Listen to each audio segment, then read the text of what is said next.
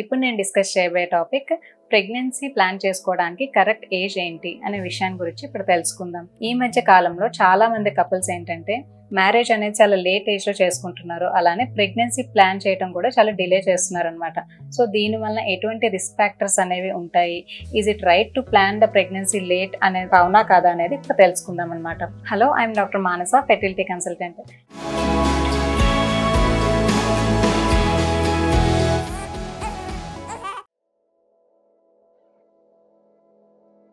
యూజువల్గా ఏంటంటే మనకి కొన్ని స్టడీస్ ద్వారా ఏం చెప్తున్నారు అని అంటే ప్రెగ్నెన్సీ అనేది ఈ ఎర్లీ 20s ప్లాన్ చేసుకున్నట్లయితే ఆ కపుల్ చాలా ఈజీగా కన్సీవ్ అవుతారు అండ్ ఒక హెల్తీ ప్రెగ్నెన్సీని పొందగలరు అని కొన్ని స్టడీస్లో చెప్తున్నారు అనమాట. యూజువల్గా ఒక గర్ల్ చైల్డ్ పుట్టినప్పుడు తనలో ఒక ఫిక్స్డ్ నెంబర్ ఆఫ్ ఎగ్స్ అనేవి ఉంటాయి. అంటే తన ఓవరీస్లో యూజువల్గా ఒక 1 to 2 million number of eggs అనేవి ఉంటాయి. ఆ గర్ల్ చైల్డ్ ప్యూబర్టల్ ఏజ్కి వచ్చినప్పుడు అంటే వచ్చేసరికి తనలో ఒక 3 to 4 lakhs ఆఫ్ ఎగ్స్ అనేవి ఉంటాయి అన్నమాట. ఇలా తన రిప్రొడక్టివ్ ఏజ్లో హోల్ రిప్రొడక్టివ్ ఏజ్లో ఎవ్రీ టైం మెన్స్ట్రేషన్ జరుగుతున్నప్పుడు ఇలా ఓవరాల్గా ఒక 300 ఎగ్స్ ఓవ్యులేషన్లో పార్టిసిపేట్ చేస్తాయి. అంటే ఓన్లీ 1% ఆఫ్ ద ఎగ్స్ ఓవ్యులేషన్లో పార్టిసిపేట్ చేస్తాయి. రిమైనింగ్ ఎగ్స్ అన్నీ కూడా వేస్ట్ అయిపోతూ ఉంటాయి అన్నమాట. ఇది ఎలా అనంటే మనకి ఎవ్రీ టైం మెన్స్ట్రల్ సైకిల్ వచ్చినప్పుడు ఒక సెట్ ఆఫ్ ఎగ్స్ అనేవి గ్రో అవుతూ ఉంటాయి. బట్ అందులో ఓన్లీ ఒకటే డామినెంట్ ఫాలికల్ అంటే ఒకటే ఎగ్ అనేది ఓవ్యులేషన్లో పార్టిసిపేట్ చేసి ఫెర్టిలైజ్ అవుతుంది అనమాట. రిమైనింగ్ గ్రో అయిన ఎగ్స్ అన్నీ కూడా ఎవ్రీ మెన్స్ట్రల్ సైకిల్లో అట్లా వేస్ట్ అయిపోతూ ఉంటాయి అనమాట. సో దట్ ఆడవాళ్ళలో ఏంటంటే ఏజ్ పెరుగుతున్న కొద్దీ ఎగ్ నెంబర్ అనేది డిక్లైన్ అవుతూ వస్తుంది. ఇది ఒక important risk factor. And next one ఏంటంటే ఎగ్ క్వాలిటీ. ఆడవాళ్ళలో ఏజ్ పెరిగే కొద్దీ ఎగ్ క్వాలిటీ అనేది కూడా తగ్గిపోతూ వస్తుంది. అంటే ఎన్యూప్లాయిడ్ ఎంబ్రియోస్ అనేది ఫామ్ అయ్యే ఛాన్సెస్ ఎక్కువగా ఉంటాయి. దీనివల్ల ఏంటంటే జెనెటిక్ అబ్నార్మాలిటీస్ కానీ క్రోమోజోమల్ అబ్నార్మాలిటీస్ కానీ వచ్చే ఛాన్సెస్ అనేవి ఎక్కువగా ఉంటాయి అన్నమాట. అండ్ అలానే యూట్రస్లో కూడా ట్యూబ్స్లో కూడా మార్పులు అనేవి వస్తూ ఉంటాయి. ఈ యూట్రస్లో అంటే ఫైబ్రాయిడ్స్ అనేవి ఫామ్ అవటం లేదా ఎడెనోమైసిస్ లాంటి ఇష్యూస్ రావటం, దీనివల్ల మిస్క్యారేజెస్ కానీ ఎక్టోపిక్ ప్రెగ్నెన్సీస్ లాంటివి రావటం, అలానే ట్యూబ్స్ అనేవి బ్లాక్ అవ్వటం, ట్యూబ్స్లో వల్ల ఏంటంటే ఇన్ఫెక్షన్ అనేది రావటం, ట్యూబ్స్ బ్లాక్ అవ్వటం, దీనివల్ల మళ్ళీ సంతానలేమి సమస్యలు అనేవి రావటం, ఇలాంటి ఇష్యూస్ అనేవి చాలా కామన్గా ఉంటాయి అన్నమాట.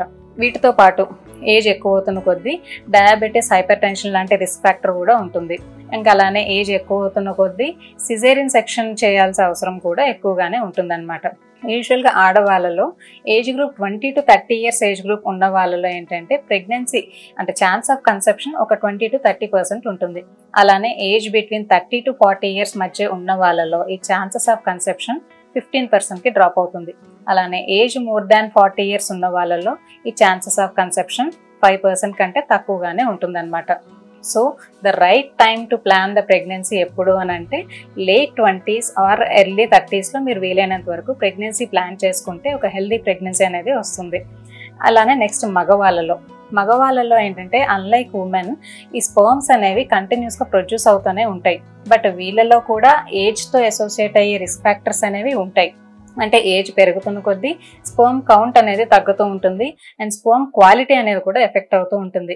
వీళ్ళలో ఏంటంటే స్మోకింగ్ వల్ల కానీ ఆల్కహాల్ వల్ల కానీ డయాబెటీస్, హైపర్ టెన్షన్, ఒబిసిటీ ఇలాంటి రిస్క్ ఫ్యాక్టర్స్ వలన కూడా స్పర్మ్ క్వాలిటీ అనేది తగ్గిపోయే అవకాశం ఉంటుంది. వీళ్ళలో ఏంటంటే స్పర్మ్ కౌంట్, మొటిలిటీ, మార్ఫాలజీ ఇలాంటివి ఆల్టర్ అవుతూ ఉంటాయి. దీంతో పాటు డిఎన్ఏ డ్యామేజ్ కూడా ఎక్కువగానే ఉంటుందన్నమాట.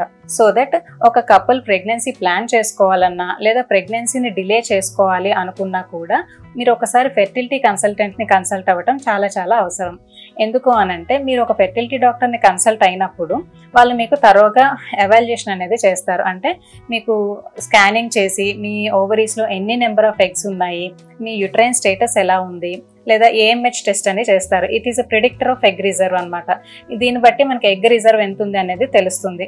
అలానే మీ హస్బెండ్కి కూడా సెమెన్ అనాలిసిస్ అనేది చేసి స్పర్మ్ పారామీటర్స్ ఎలా ఉన్నాయి అనే విషయాన్ని వాళ్ళు తరోగా ఎవాల్యుయేట్ చేస్తారు. ఒకవేళ వైఫ్ ప్రొఫైల్ బాగానే ఉంది, హస్బెండ్ ప్రొఫైల్ కూడా బాగానే ఉంది అన్నట్లయితే you can wait for few more years. లేదా వైఫ్లో ఎగ్ రిజర్వ్ తక్కువ ఉంది లేదా హస్బెండ్లో స్పర్మ్ పారామీటర్స్ కూడా కొంచెం అబ్నార్మల్ ఉన్నాయి అనిపించినప్పుడు but you still want to delay the pregnancy అన్నప్పుడు ఏంటంటే మీకు ఐవీఎఫ్ పద్ధతిలో కొన్ని ట్రీట్మెంట్స్ అనేవి ఉంటాయి. లైక్ ఎగ్ ఫ్రీజింగ్ కానీ లేదా స్పర్మ్ ఫ్రీజింగ్ కానీ లేదా మ్యారీడ్ కపుల్ అయితే ఎంబ్రియో ఫ్రీజింగ్ అని కూడా ఇలా మీ గెమెట్స్ని ఫ్రీజ్ చేసుకొని ఫ్యూచర్లో మీకు కావాల్సినప్పుడు ప్రెగ్నెన్సీని ప్లాన్ చేసుకోవచ్చు అన్నమాట.